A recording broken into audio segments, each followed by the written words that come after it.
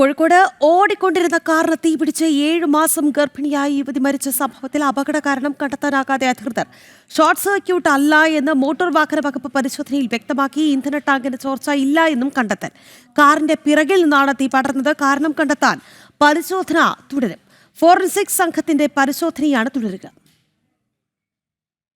ഓടിക്കൊണ്ടിരുന്ന കാറിന് തീപിടിച്ചു. ചെറുവണ്ണൂർ പുത്തൻചാലിൽ രജിൻലാലിന്റെ ഭാര്യ 6 മാസം ഗർഭിണിയായ സോന പൊള്ളലേറ്റ് മരിച്ച സംഭവത്തിൽ തീപിടുത്തത്തിന് കാരണം കണ്ടെത്താനായില്ല. വെള്ളിയാഴ്ച രാത്രി 9:30യോടെയാണ് ചെറുവണ്ണൂർ കാക്കറമുക്കിൽ അപകടമുണ്ടായത്. 2016 മോഡൽ പെട്രോൾ കാറിന്റെ പിൻവശത്തു നിന്നാണ് തീ ഉയർന്നത്. ശബ്ദവും ഉണ്ടായിരുന്നു. ഷോർട്ട് സർക്യൂട്ട് അല്ലെന്ന് മോട്ടോർ വാഹന വകുപ്പ് പരിശോധനയിൽ വ്യക്തമാക്കിയിട്ടുണ്ട്.